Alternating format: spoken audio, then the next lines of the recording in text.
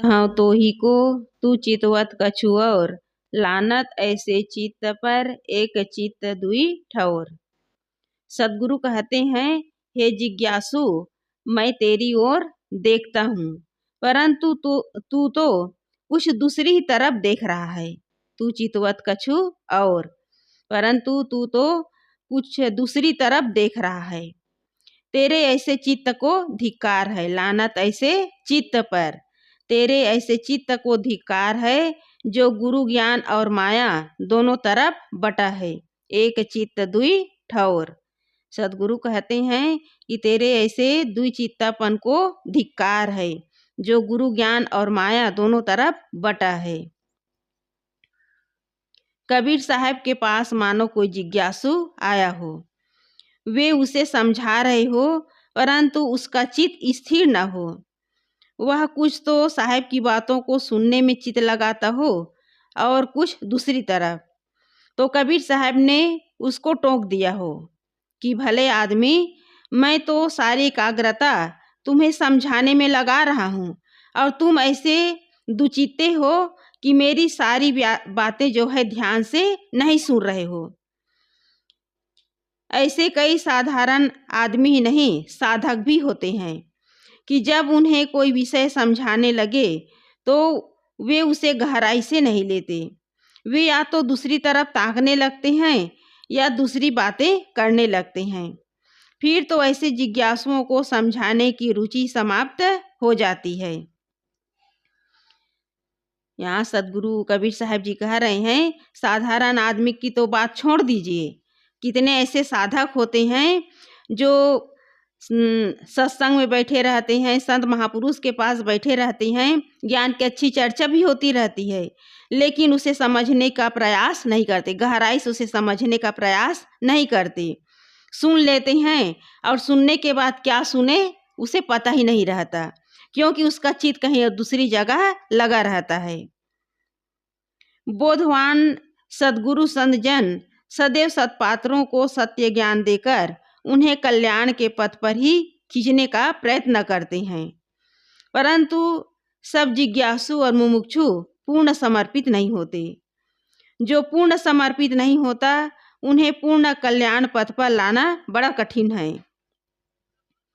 गृहस्थ भक्त तो दुचित्ते होते ही हैं और यह स्वाभाविक है।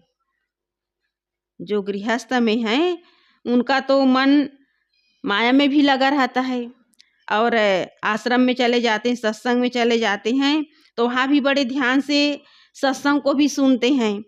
लेकिन सदगुरु कहते हैं कि जो गृहस्थ हैं, जो गृहस्थी जीवन जी रहे हैं, गृहस्थ की जिम्मेदारी हैं, वे तो घर गृहस्थी की जिम्मेदारी भी संभालते हैं, और संत महात्मा आते हैं तो उनकी भक्ति भी करते हैं, सेवा भी करते हैं, सत्संग भी सुनते हैं।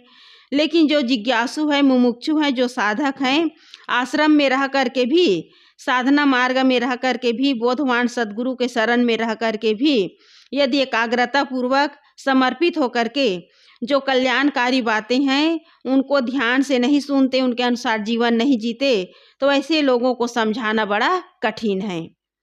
एक सदगृहस्थ भी गृहस्थी में रहते रहते पूरे समर्पित होकर के और अपने चित्त को पूरी तरह भक्ति और सेवा में लगाते हैं, ये उनकी विशेषता है। लेकिन एक साधक यदि अपने मन को, अपने चित्त को पूरी तरह ज्ञान की बातों में और समर्पित होकर के कल्याणकारी बातों को ध्यान से नहीं सुनते, उसके अनुसार जीवन नहीं जीते, तो ये उनका सबसे बड़ा दुर्भाग्य है। तो सदगुरु कहते हैं कि गृहस्थ भक्त तो दुचित्ते होते ही हैं और यह स्वाभाविक है, परंतु कितने लोग जो है विरक्ति का जामा पहने हुए साधक भी दुचित्ते होते हैं। वे साधक आधा चित्त, उसका आधा चित्त गुरु ज्ञान की तरफ और आधा चित्त इंद्रियों की लंपटता, कुटुंब मोह, प्राणी पदार्थ, पद प्रतिष्ठा आदि की तरफ रखता है। और सदगुरु कहते हैं कि ये क्या है? अधकचरा, ये अधकचरापन है। जो साधक समाज में रहते हुए, संत गुरुजनों के शरण में रहते हुए भी उसका चित्त जो है, आधा चित्त किधर है? ज्ञान की तरफ, और आधा चित्त किधर है? माया मोह की तरफ। खाने पीने और प्राणी पदार्थों के मोह में यदि उसका चित्त डूबा हुआ है तो सदगुरु कहते हैं कि यह कचरापन है। उसकी नौका कब डूब जाए इसका ठिकाना नहीं है, क्योंकि कोई भी आदमी जो है दो नौका में सवार होकर के नदी पार नहीं कर सकते। गृहस्थ दुचित्ते हो तो यह बात स्वाभाविक लगती है, परंतु जो विरक्ति वेश लेकर दुचित्ता हो तो उसे घर गृहस्थी में लौट जाना चाहिए, और जब उसका मन वैराग्य में पक्का हो जाए तब वैराग्य पथ में आना चाहिए। यहाँ सदगुरु साधकों को सावधान करते हैं कि यदि साधु वेश धर करके तुम्हारे मन में यदि घर गृहस्थी के प्रति मोह माया है, प्राणी पदार्थों के प्रति लोभ मोह है, तो ऐसे लोगों को अपना घर की तरफ लौट जाना चाहिए, घर गृहस्थी में लौट जाना चाहिए। अब जब घर में रहते हुए उसका मन पक्का हो जाए वैराग्य में, तब उसे वैराग्य पथ में आना चाहिए। क्योंकि आदमी जो है, साधक जो है, साधना मार्ग में लग करके और साधु का वेश धारण करके यदि उसके मन में मोह माया है, उसके मन में लोभ मोह है, पद प्रतिष्ठा की उसके अंदर चाहना है, तो उसका जीवन जो है कभी कल्याण की ओर आगे नहीं बढ़ सकता, अपना कल्याण कर ही नहीं सकता। क्योंकि जहाँ मोह है, आसक्ति है, लोभ लालच है, तो सदगुरु कहते हैं कि इसकी नौका डूबेगी, वो कभी इस भवसागर से पार नहीं हो सकती, वो कभी अपना कल्याण नहीं कर सकती। ऐसे लोगों को चाहिए कि अपना घर गृहस्थी लौट जाना चाहिए, और यदि उसे साधना करना है तो मन को पक्का वैराग्य में परिपक्व करके वैराग्य के पथ पर चलना चाहिए।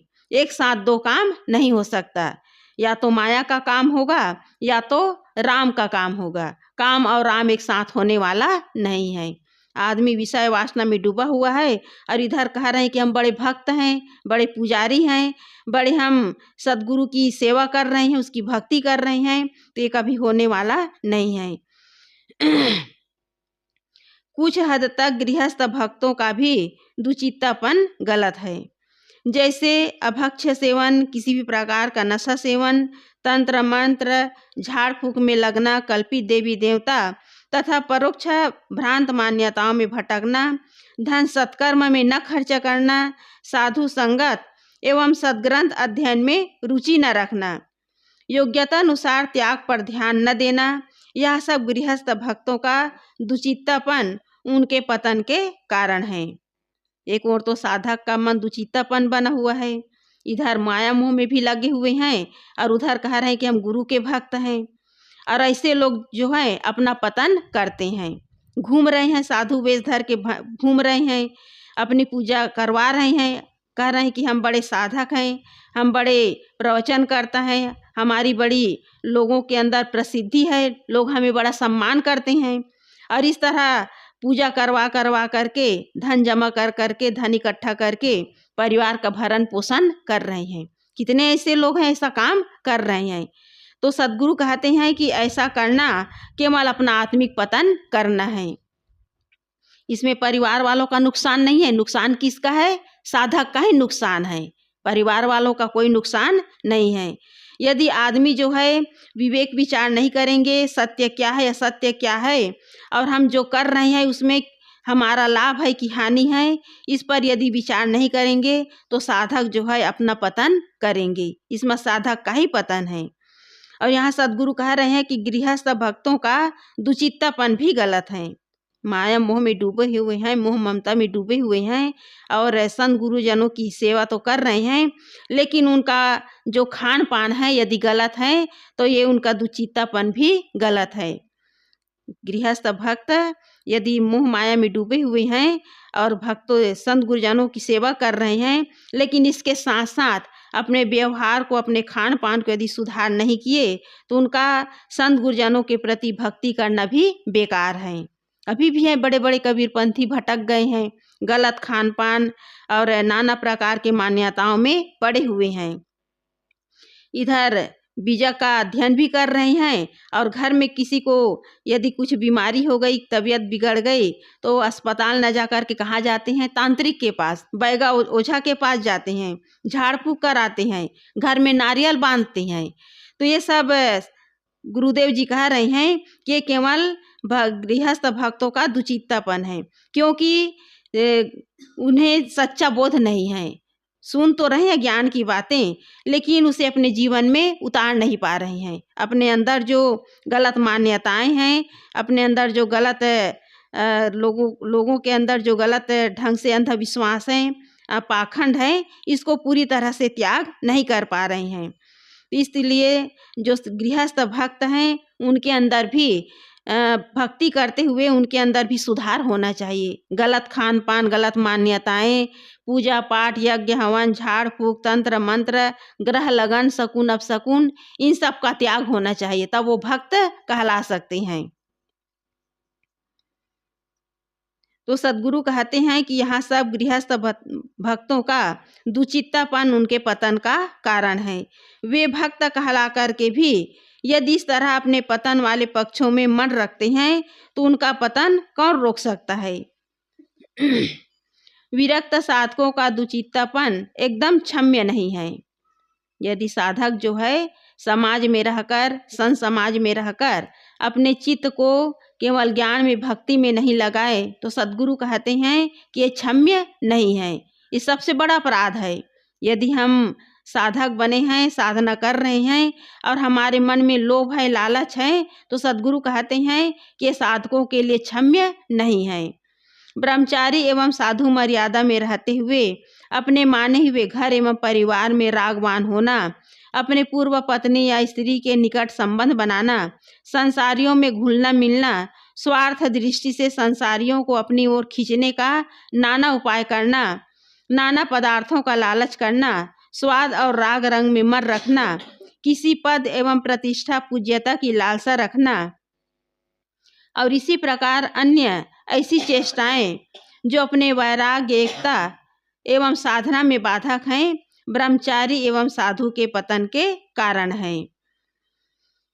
तो यहाँ विरक्त साधकों के लिए सदगुरु कह रहे हैं कि जो साधना मार्ग में लगे हुए हैं और साधना मार्ग में लगते हुए अपने संत समाज में रहते हुए यदि उनके मन में परिवार के प्रति राग है, संसारियों के प्रति उसके मन में लोभ और मोह है, पदार्थों के प्रति उसके मन में नाना लालच भरा हुआ है और नाना स्वाद में और राग रंग में उसका मन यदि रमा हुआ है, तो सदगुरु कहते हैं कि ये साधक के लिए पतन का मार्ग है।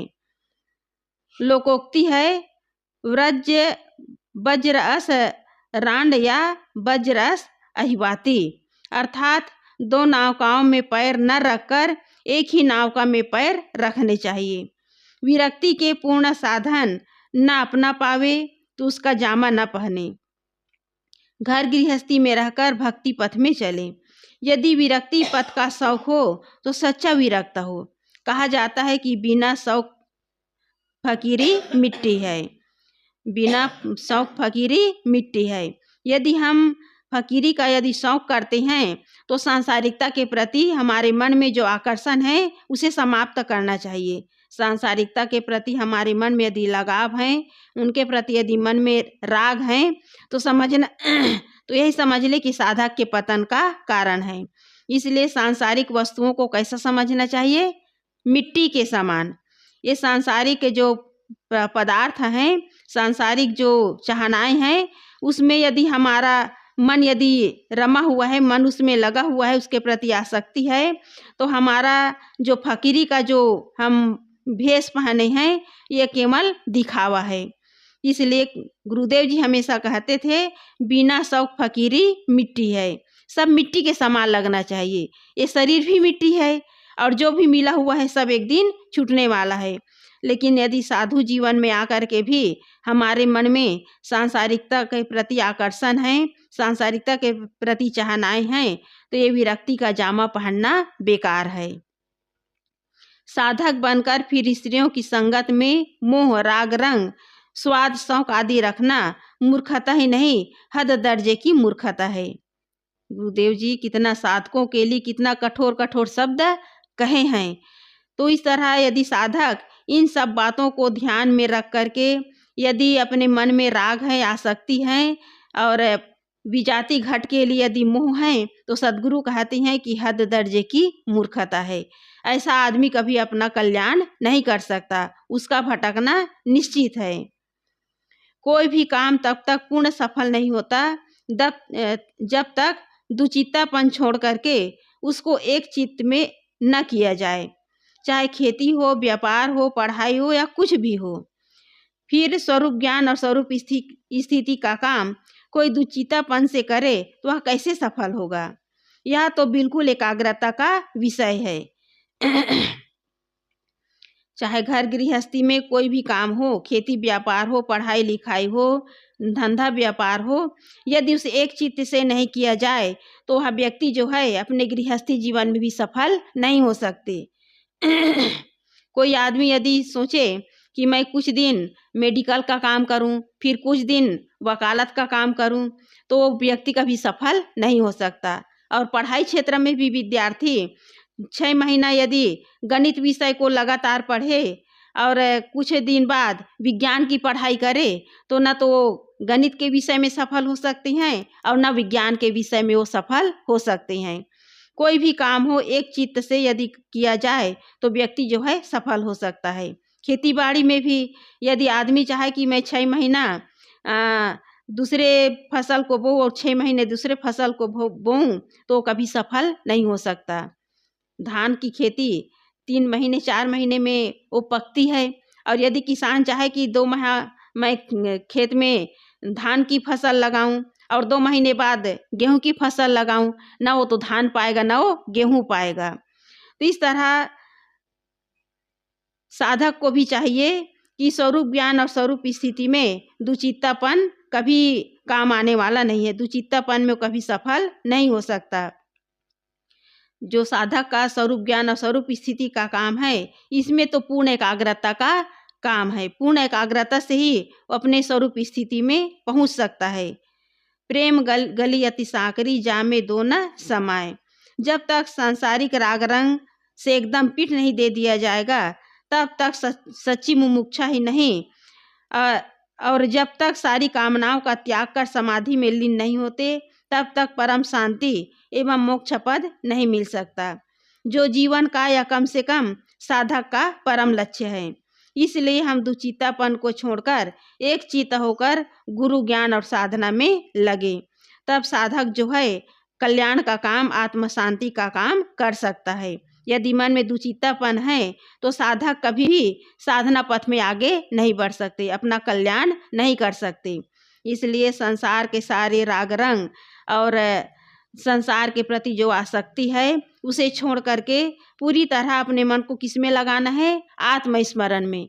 तब साधक जो है आत्मस्मरण में लगा करके अपने आत्मा राम का स्मरण करते हुए अपना कल्याण का काम और स्वरूप स्थिति का काम कर सकते हैं। और इधर गुरु के ज्ञान में भक्ति में लगे हुए हैं और उधर मन में मोह माया है, तो ये काम कभी होने वाला नहीं है। इसलिए सद्गुरु कहते हैं कि जो दुचित्तापन अपने मन में रखे हुए हैं, 2 नाव में सवार हैं, तो साधक कभी सफल नहीं हो सकता। ये दुचित्तापन साधक के लिए सबसे बड़ा बाधक है। और इस जब तक एकाग्रता से पूर्ण एक निष्ठा थे साधक जो है कल्याण का काम नहीं करेंगे, ज्ञान के आधार पर अपना जीवन नहीं जिएंगे और सारी कामनाओं को, सांसारिकता के प्रति जो आसक्ति है उसका त्याग नहीं करेंगे, कभी उसका नौका पार होने वाला नहीं है। उसकी नौका फिर डूबेगी, अर्थात उसे संसार में फिर आना पड़ेगा, फिर दुख भोगना पड़ेगा, क्योंकि ये संसार दुखों से भरा हुआ है। इसलिए साधक का काम है जितना हो सके अपने मन को एकाग्र करे और एक निष्ठ हो करके साधना मार्ग में लगे, संत गुरु की सेवा भक्ति करते हुए अपने मन को निर्मल और पवित्र बनाने का काम करें। और यदि मोह माया में लगे रहेंगे, घर के प्रति, परिवार के प्रति यदि आकर्षण रहेगा और उसके प्रति मन में खिंचाव रहेगा, तो कभी अपने मन को साधना मार्ग में और कल्याण के मार्ग में नहीं ले जा सकते। इसलिए जितना हो सके अपने मन को साधना में लगाने का प्रयास करें। यही साधना की कसौटी है कि हम कहाँ तक अपने मन को साधना में लगा रहे हैं, कितना हम अपने मन को कसने का काम कर रहे हैं। जितना हो सके हम अपने मन को मोह माया से दूर हटाने का प्रयास करें, तब साधना का काम हो पाएगा।